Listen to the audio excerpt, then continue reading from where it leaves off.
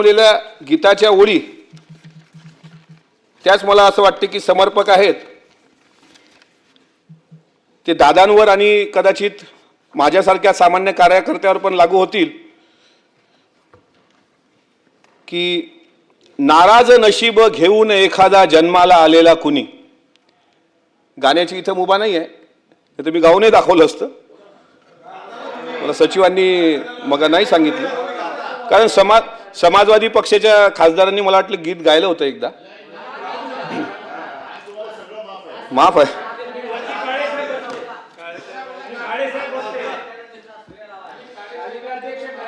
नाराज नशीब घेऊन एखादा जन्माला आलेला कुणी, पडली नजर तुझी त्याच्यावर अखंड राहिला ऋणी. विसर पडावा घडू नये कधी जिव्हारी जिवंत जाण. दारात कळस कौलारू दारात तुळस कौलारू कळस देव्हाऱ्यात तुझा मान. दिनांचा देव्हारा सोडून मोकळा श्रीरंग परतला. माझा आनंद आनंद आनंद हरपला. आणि मला विश्वास आहे की हे गाणं ऐकून दिघे साहेबांच्या आठवणीनं आदरणीय शिंदे साहेब पण गहिवरतात आणि त्यांनी जे दुःख भोगलंय ते त्यांच्या भाषणातून त्यांनी सांगितलंय. मी मुझसे पहले कितने शायर आए और आकर चले गए, कुछ आहे भरकर लौट गए, कुछ नगमे गाकर चले गए. वो भी एक पल का किस्सा था, मैं भी एक पल का किस्सा हूं. कल तुमसे जुदा हो जाऊंगा, वो आज तुम्हारा हिस्सा हूं. कल और आएंगे नगमों की खिलती कलियां चुनने वाले, मुझसे बेहतर कहने वाले, तुमसे बेहतर सुनने वाले.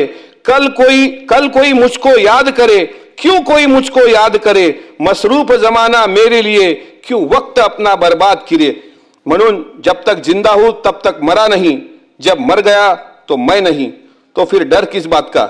अपनी जिंदगी बड़ी है लेकिन वक्त बहुत कम है, इसे जल्दी जल्दी जीना पड़ता है. बाबू मोशाय, जिंदगी लंबी नहीं बड़ी होनी चाहिए.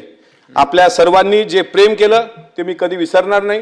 माझ्याकडून जर काही चुका झाल्या असतील, कोणाचं मन दुखावलं असेल, एक गरीबाचं मूल म्हणून मला माफ करा, एका शेतकऱ्याचं मूल म्हणून कधी भविष्यात तुमच्या मंत्रालयात आलो, कुठलं एखादं काम नाही झालं तरी चालल, पण अजितदादांना मात्र एक भाऊ म्हणून तुम्ही शिंदे साहेब, कारण तुमच्या तिघांची जी जोडी होती ती महाराष्ट्राला पडलेलं गोड स्वप्न होतं. दादाला मात्र आपण सर्वांनी न्याय देण्याकरता आपण सर्वांनी प्रयत्न करावा, मी एवढंच मागणं तुम्हाला मागतो. आणि अजितदादांसारख्या एका मोठ्या नेत्याच्या हाताखाली काम करण्याचं भाग्य मला मिळालं. मी त्यांचे उपकार मरेपर्यंत विसरू शकत नाही.